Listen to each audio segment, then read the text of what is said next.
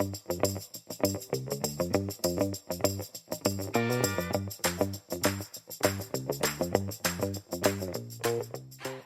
welcome to Debra and Peter are doing a podcast with me, Peter, and you, Debra. How are you doing, Hello, Debra? Peter. I'm all right, my lovely. How are you?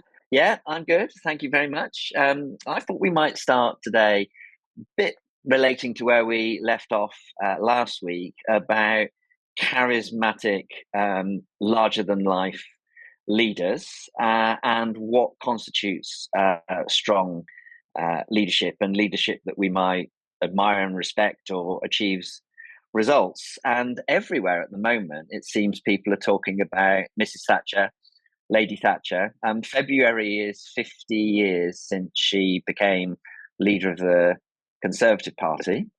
There's a programme on this week about her famous interview with Brian Walden, which I remember as if it was yesterday, but it's many, many years ago. And then Keir Starmer's making a speech where he is invoking Mrs. Thatcher as a kind of great leader of vision, and I find this quite ironic and interesting. And Gordon Brown did the same thing when he became Prime Minister. The first thing he did was invite her in for a cup of tea. So you're a strong woman leader. What do you make of Mrs. Thatcher as a role model for leadership? I think she was a very strong leader. And I think that being the first female Prime Minister in that kind of environment that she had to battle her way through, I think is absolutely remarkable. And she was determined. She was really clear about what she wanted. And she wasn't going to brook any objection or anybody getting her way to get what she wanted. So, there's definitely those sorts of things about her. I mean, I don't know if you read Caroline Slowcock. So Caroline Slowcock, she was the first female private secretary to Margaret Thatcher. You may have come across her, Peter, in your travel. Yeah, and she wrote an excellent book about her time working. Well, it's about Margaret Thatcher, actually. And Caroline herself isn't politically aligned at all with Thatcherism, but she just writes this very, very fair, what would resume, description, analysis of Margaret Thatcher, the woman as she knew and as she worked for, which is absolutely fascinating. You start to see people as a human being. So even if you dislike their policies, you can see some of the strengths in them that they had to, overcome to deal with what they had to deal with. And so I don't think there's anything contradictory about any leader of any political party admiring another leader of a different political persuasion where they have different views for certain characteristics. I'm not sure that sort of bullying, hectoring, trample over people is particularly good leadership approach, personally. So I do hope Keir Starmer, and I think Jonathan Reynolds as well this morning referred to Margaret Thatcher as being a strong leader this morning that I heard. So, yeah, I'm not sure that necessarily makes you a good leader. But, effectiveness, as you were saying last week, Peter, about Donald Trump, does the end justify the means? If people are effective and they get what they want, is that okay? I mean, she was a very divisive figure of hate back when we were students and was the Prime Minister, wasn't she? So I went to Leeds University at the time of the miners' strike, and she was hated by students for all sorts of reasons. I mean, in some ways, we didn't know how lucky we were with our grants, and thousands of us went down to London to march to defend our student grants from Keith Joseph, who was the education secretary at the time, and this intolerant woman who seemed to want to have fights with everyone wherever she could find them and would never listen to anybody. And in the seeds of all of that come, the poll tax and an apparent unwillingness to listen to people, ultimately brought down by her own folk, who now raise her up to be this remarkable, apparently kind of flawless woman who stands for whatever you want her to stand for. So when we had the Brexit referendum, both sides were saying that she would have been here voting to stay in Europe. She would have for the single market, or she voted to be outside. She has become one of these sort of larger than life figures, I think, really, who particularly in political debates seems to be people want to have her on their side, which I do find extraordinary when I think back to what it felt like growing up with her as the Prime Minister. Yeah. Well, I voted for Peter. I mean, I come, as you know, from the military background, and the military adored Margaret Thatcher. You know, they thought she was very strong. She was super popular, and probably still is when you look at military circles. Yeah, because I turned 18 in the general election, and in my family you have to vote. Yeah. It's like just a real no-no. If you don't turn up to vote, you are like, ostracized almost. Anyway, and I was away at school, and my father, rang me and said, "Are you going to vote?" And I said, "Yes, Dad." And he said, "Well, I want you to ring me as soon as you've done it." So I voted in the place where my school was, and then afterwards I rang him on an old red telephone box, as we had back in those days. Yeah. Some of our listeners, well, we may have young listeners, you never know, probably don't know what they are. But anyway, so I rang him and I said, "Dad, I voted." He said, "Well done." He said, "Who did you vote for?" I said, "Well, I voted for Margaret Thatcher."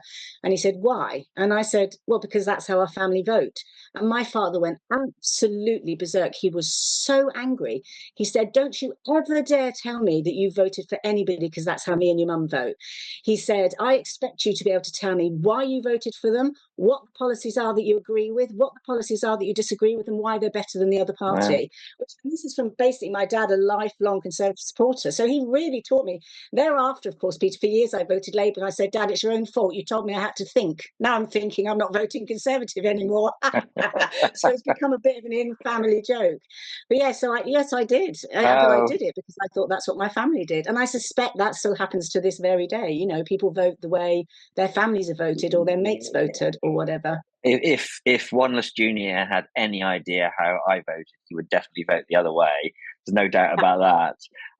So yeah, 1983, that was the first election that I voted in as well. I was probably at my most left wing ever there. I definitely didn't vote for Mrs. Thatcher, and it wasn't too difficult in Chippenham, where I was growing up, to be pretty radical. And I reckon that there were only about 4 or 5 of us in the sixth form that were at all interested in politics and were sort of lefties as a consequence, and everyone else was kind of pretty quiet, barely knew an election was going on, and probably voted the way of their farmer parents, would be my guess. But I loved politics at that age. I've got a scrapbook somewhere with all the kind of cuttings and the leaflets that the candidates had in Chippenham back in the days. I was completely hooked, total politics nerd. Anyway, this is a bit of a kind of rabbit hole to get down before we become the rest is history. Peter. Sorry? Did you meet Margaret Thatcher? Did I meet her? Yes, once. In fact, I was thinking about this. I have met every Prime Minister since Margaret Thatcher, and I've got some quite good stories actually about a number of them, including the current Prime Minister. But yes, I was invited to a private office party at 10 Downing Street. So I was quite a junior private secretary to John Major in the Chief Secretary's office. And in the summer, there used to be this party in the garden at number 10, and all the private secretaries would turn up and their ministers would come. And she came into the garden and she sort of moved around and introduced herself to everyone. So I spoke to her on that occasion. But my really abiding memory of that party was how all these other private secretaries in the different government departments that you negotiated with on the telephone the whole time, you had no idea what they looked like, but you knew their voices really clearly. And so you knew people as a consequence of what they sounded like rather than what they looked like. And it was quite shocking, actually, to put a face to some of the voices in the Department of Health and the DTI and these other things. So yeah, that was a nice memory, and that was the only time I kind of came across her face to face. How about you? Did you ever see her speak? Or no, I didn't. I saw some, like, I'd heard Douglas Hurd speak, for example, when I think he was Home Secretary at the time, and I met Tony Blair, I met Gordon Brown, I met Theresa May. I haven't met John Major, but I have seen him at Surrey. You know, I took my Yeah. father to see the last ever game in which Courtney Walsh and Junior Murray were playing the West Indies against England at the Oval. And he was there, and my father spent the whole time staring at John Major, not watching the match. It was so funny. But no, so I never met him. And the recent ones, no, you know, not met them at all. Well, John Major's the one I know the best because I obviously worked for him, and I would say he was a personal friend. So that's quite a thing. Yeah. But let's tell one. We'll move on to the kind of here and now. But I'll tell you one story about the first time I met Boris Johnson as another of the prime ministers that I've met. So this was back in the day when I was working for Michael Portillo in the Department of Employment. And Boris Johnson worked as a journalist for, I think, the Daily Telegraph, and was quite useful to Michael Portillo because he was writing all these kind of crazy stories about how ludicrous the European Union was. And so Boris was invited in to meet Michael Portillo, at the time thought to be potential successor to John Major, the future of the right, and all of this. So they were likely to kind of bond in a troublesome way. And so we waited and we waited and we waited. This was in the Department of Employment in Tothill Street. It's where the Department for Work and Pensions are based now. And it got later and later and later, and he just sort of didn't show, which is not a great look when you're meeting a cabinet minister who's the future of the Conservative Party, allegedly. And eventually, about sort of 35 minutes late, this incredibly dishevelled thing with a rucksack slung over his back and hair everywhere, as you might imagine, sweating profusely and looking completely dishevelled is the word, really, kind of bundles through the door and said, I'm so sorry.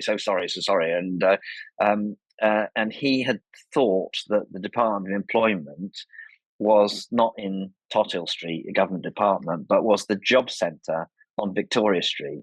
So he'd gone to meet the Secretary of State at the job centre, about sort of quarter of a mile away around the corner, and had kind of made a nuisance of himself amongst the unemployed, trying to find the Secretary of State for Employment, until it was pointed out that actually the Secretary of State resided in a rather more salubrious office round the corner. So there we are. That was my first encounter with Boris Johnson. Slight lack of vision and strategy being applied to his meeting with the Secretary of State. Well, he lost his job, didn't he? So I wonder if he went back to the job centre, Peter. I don't think it's there anymore. Well, yes, probably not. That's so interesting. It's a Starbucks.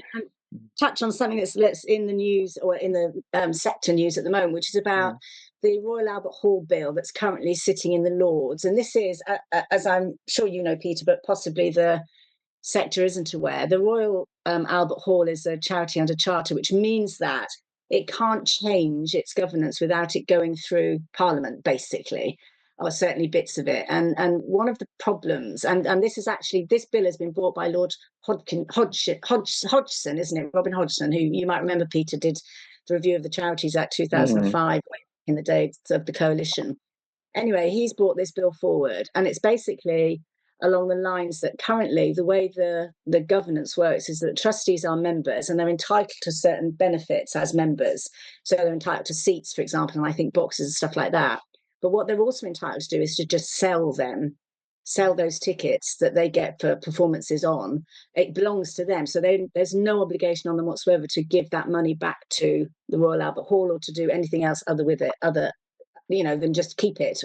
And also they can sell the tickets at exorbitant prices. And this has been scandal thundering on for ages. So it's currently in the Lords, where the Lords trying to get the governance changed so that basically the Royal Albert Hall falls in line with most other trustees, where trustees cannot personally financially benefit from their role as a trustee of a charity. So I don't know what you think about that. I mean, I'm with, Robin Hodgson here. I think absolutely right. It isn't okay to benefit, I don't believe, financially from being a trustee of a charity, but others have different views, and the Albert Hall itself has clearly a very different view.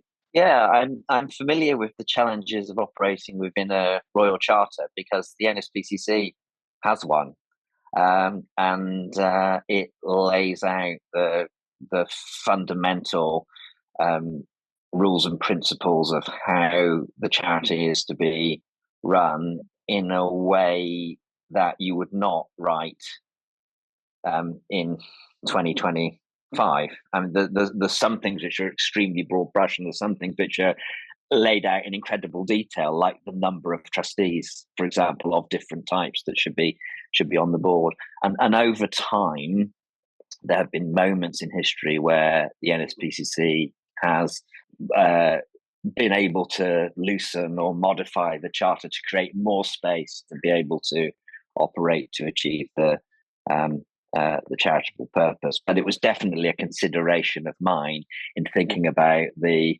governance of the charity to try to avoid making changes which required adjustments to the royal charter because of the whole palaver of needing to get Parliament involved. But we didn't have something that was quite as controversial as what you've described there, and I agree. I find it difficult to see the charitable purpose of making money from lucrative tickets of one sort or another. That does sound like an abuse of trustee power in a modern context. I mean, it's okay to get some reasonable non-financial reward or understanding of the context of what it is you're delivering, I would have thought. So taking advantage of spare seats in certain performances and so on in order to appreciate and understand the business that you're running, that would make sense. But earning a killing from tickets. Well, we have that with our trustees at DSC, of course. Our trustees, are allowed to have a copy of any of our books that they want. They're allowed to attend any of our conferences. Obviously, we don't charge them for that or our courses, but that's part of their duties as our trustees. They're definitely not allowed to sell. If their organisations want places on any of our courses and conferences, they have to pay like everybody else does. So we're quite strict about it, actually, and our trustees are very clear. It just comes down to, I don't understand. So it's not just the governance structure, but the individuals themselves. I don't understand how they can think it's okay. That's what I don't get.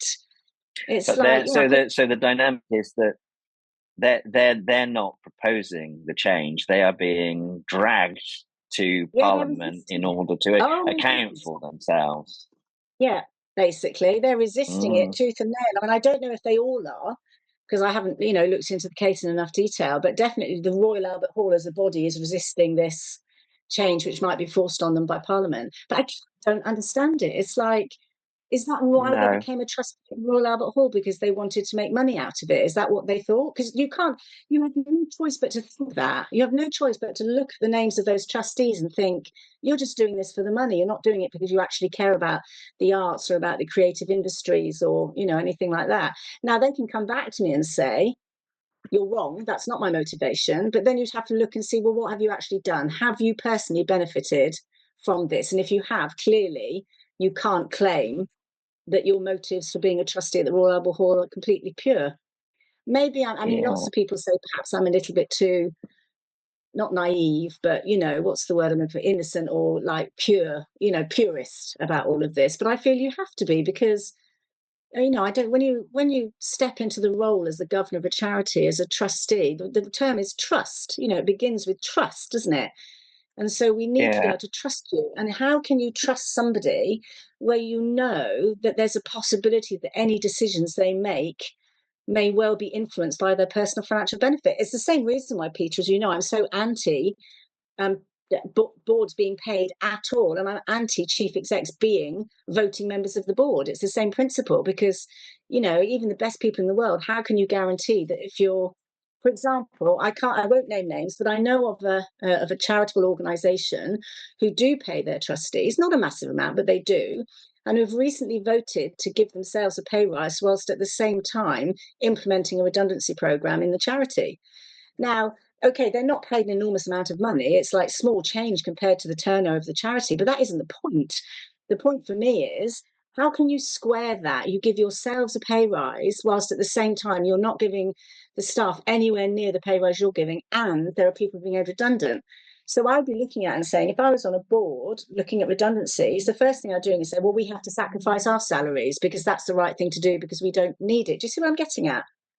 Well, I do, and I don't. I think that the in the end, what is the best way of achieving the outcomes distinctively by the charity, and it might not be paying the same staff that you're currently employing to do the things you are currently doing more than you're doing at the moment. It might be that you need an injection of senior leadership or specialist resource, which requires a higher salary to be paid. So I can insert some pragmatism into all of that in my mind, but it's more difficult to square the circle when you've got people with a vested interest in the outcome taking the decisions on what it is needs to be done. It reminds me of we're going back into history now.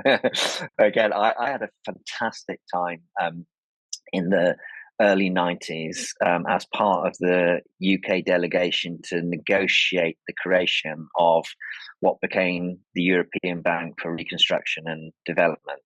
And all the countries, all the significant countries of the world and the new democracies from Eastern Europe were sat around the table creating this bank that was going to invest money in development projects across what was the former Soviet Union. And it felt such an enlightened set of negotiations where countries had their particular national interests, but were subverting that to the greater good of developing Eastern Europe. And it was a fascinating intellectual challenge, but actually also, emotionally a very kind of satisfying sense of something bigger than any one delegation.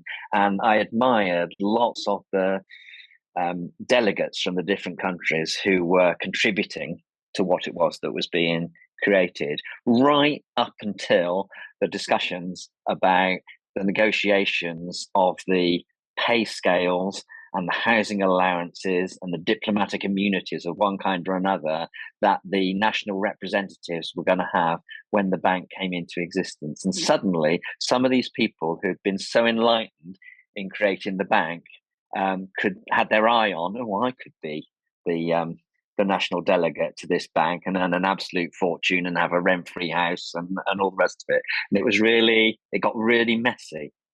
And so, that kind of differentiation, particularly when it comes to personal remuneration and benefit from those who are taking the decisions, feels a really important point of principle. Yeah, because it comes down to human beings, doesn't it? It's like, I don't particularly understand the desire to be rich and to do things to be rich.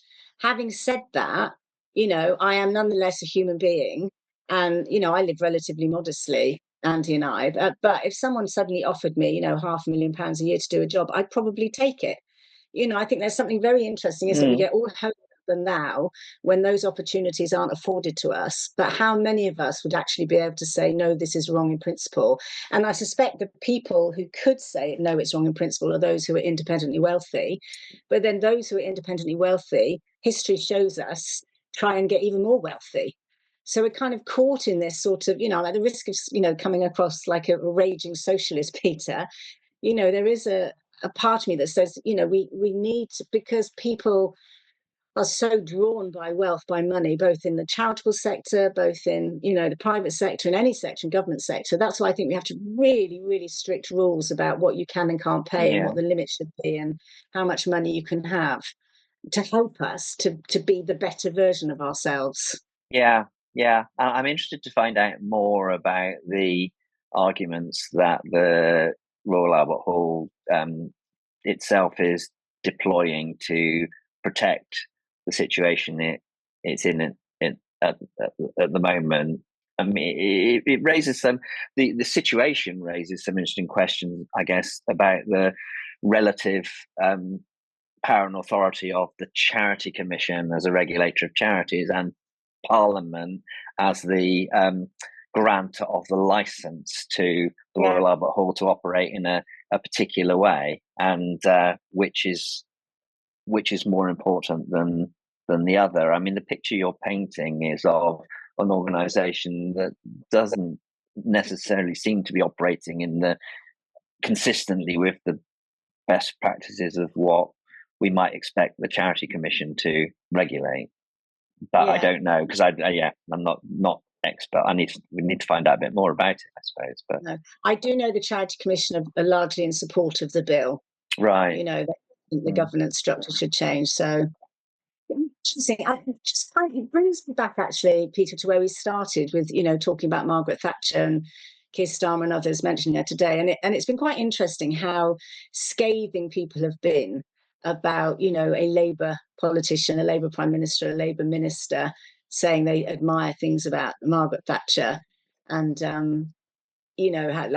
could you, etc., etc., etc. But it strikes me as very interesting. But I'm largely, I'm quite lucky for the most part. I do tend to see politicians as human beings, regardless of what their political stance are. Not all of them. There are some I really, really, really despise, but it's very few. Most of them, and I've met quite a lot, not as many as you have, Peter, obviously, but I've met quite a lot from all the sides of the house. And they've all, for the most part, seem to be perfectly decent human beings who just have a particular perspective about how things should be done.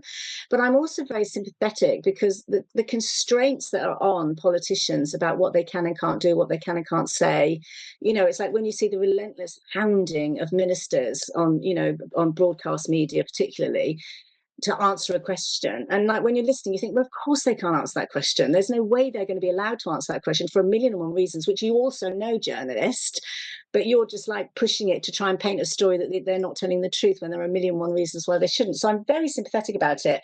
And I always thought I understood Westminster fairly well, how Parliament works and how government works. But then I read a wonderful book, which I recommend to any of our listeners, called How Westminster Works and Why It Doesn't, by a chap called Ian Dunt. And it's absolutely eye-opening. I mean, it takes you right from how on earth you even become a candidate for a political party, right the way through to what happens, at sort of ministerial level. And what's absolutely fascinating about it is that the qualities and the attributes that will get you elected by your local constituency are going to largely be down to charm and charisma and networking, and not necessarily your skills or your background. Whereas if you get elected an MP, and then that's not so getting voted for by a constituency is not the same as a thing you need in order to then get voted by your party, get voted for by the constituency. And then again, and not the same skills that you need if you get appointed to any of the junior ministerial positions or to ministerial positions, which is one of the reasons why, of course, we end up with ministers in post who apparently have absolutely no expertise or background whatsoever in the bit of the government they've been given responsibility for, because that's not how they got into those positions. It's a brilliant, mind-blowingly eye-opening book and very, very easy to read. So listeners, any of you haven't read it, and if you're interested in politics, which, let's face it, if you're in the sector you have no choice because politics absolutely affects everything we do, then I highly recommend it. How Westminster Works and Why It Doesn't, by Ian Dunt. And we'll make sure we put it in the in the stuff around the podcast when it goes out. Anyway, there you go. That's it. Just brought me back to this point about are politicians all evil, and to which the answer is no.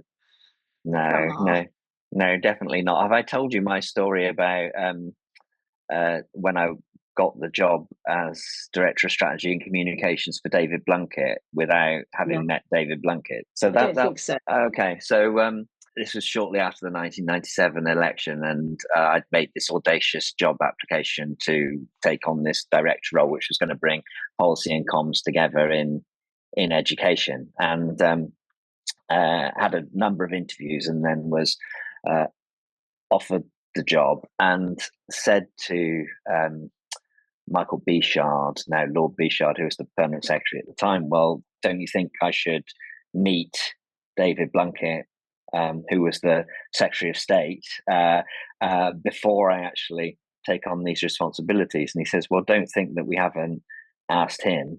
And I said, oh, right. And what did he think then? Because he doesn't know me. He's not met me. And he said, well, David Blunkett is Michael Portillo's voting pair in Parliament. And David Blunkett said, anyone who's all right by Michael Portillo is all right by me. And I'd worked for Michael Portillo, you see, in the past, and I just think that is a great sort of illustration of how these people who are at one another's throats a lot of the time actually value some of the same characteristics and character judgments that one another have from different ends of the political spectrum. And yeah, you couldn't have got two more different politicians at that stage than Michael Portillo and David Blunkett, but I really enjoyed, for different reasons, working with them, for both of them. That's also credit to your skill as a civil servant. That you my lack of principles. I prefer to see it as a compliment, because as a civil servant, your job is to serve whatever government. That's right. Without getting in their way, isn't it? And I want to end our podcast by celebrating your skills as a civil servant, Peter, that you managed to please both David Blunkett and Michael Portillo. I'd probably have annoyed both of them, to be fair. So well, I probably annoyed both of them at various times as well. But again, that's an important part of being a good civil servant, is to be able to challenge as well as support, as indeed it is being a trustee in a charity. Absolutely. Well, that was fun. And interesting how the past can be very relevant to the future. There was I thinking, why are we talking about Margaret Thatcher? How the hell is that relevant today? And actually, Peter, it turns out you were right. It is relevant and interesting to today's discussion. So thank you for that. I think I've learned something. Very good. Oh, well, thanks everyone for listening. Every week is different. Let us know if there's things you'd like us to discuss or dredge up from history, or help prepare for an increasingly uncertain future. It's always great to chat, and look forward to seeing you again this time next week. Yeah, this time next week. Bye all.